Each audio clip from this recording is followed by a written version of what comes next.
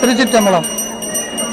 பவனமாய் சோடையாய் நாவல பஞ்சிதோய் சட்ட உண்டு சிவனதா சிந்தையா பேதைமார் போல நீ வெல்கினாயே கவனமாய் பாய்வதோர் இருகந்தேறிய காலகண்டன் அவனதாரூர் தொழுது உய்யலாம் மையல் கொண்டு அஞ்சல் நெஞ்சே. திருச்சிற்றம்பலம். மட்டுப்பட்டனை கிண்டு நின்றிரு பதமே மனம் பாவித்தே பெற்றலும் பிறந்தினே பிறவாத தன்மை வந்தேதினே கட்டவர் தொழுதேத்தும் கரையூரி பாடி கொடுமுடி நட்டாவா உனை அமரைக்கினும் சொல்லுனா நமச்சிவாயவே. முத்தணி கொங்கைகள் ஆட ஆட மைகுழல் வண்டி நம் ஆடாட சித்தன் சிவனோடு ஆட ஆட செங்காயர் கண்பணி ஆடாட பித்தன் பீரானோடு ஆட ஆட பிறவி பீரரோடு ஆடாட அத்தன் கருணையோடாட ஆட ஆடப்பொச்சுண்ணம் இடிக்குண்ணாமே ஆடப்பொச்சுண்ணம் இடிக்குண்ணாமே.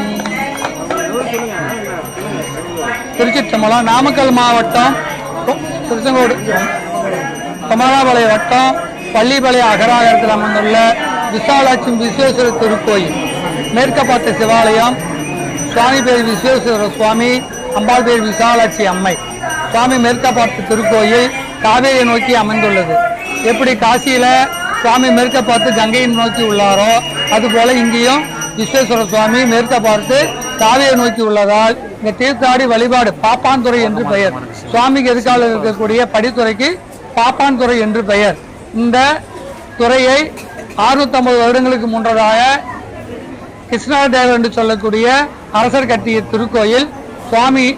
சுவாமி மேற்க பார்த்த சிவாலயம். சுவாமி சதுராவுடையார் நாகர அமைப்புக்கு உண்டான கட்டட வேலைப்பாடுகளுடைய திருத்தலம். இந்த தலம் வழிபாடு செய்வதனால் குழந்தை பாக்கியம் நீங்கும். இந்த கிருஷ்ணதேவர் குழந்தை பாக்கியத்துக்காக கட்டினதாக சொல்லப்படுகிறது. இந்த தலம் வழிபாடு செய்வோருக்கு எல்லா வளங்களும் திருமண தடை நீங்கி குழந்தை பாக்கியமோ செல்வ செழிப்பும் தொழில வெற்றியும் எல்லாம் கிடைக்கிறதாக ஐதீகம். நிறைய பக்தர்கள் சென்று விண்ணப்பம் வச்சு வேண்டுதலும் நிறைவேற்றிட்டு இருக்கிறாங்க. 6 மாசத்துக்கு முன்னால் வந்தவங்களுக்கு திருமணம் ஆச்சு.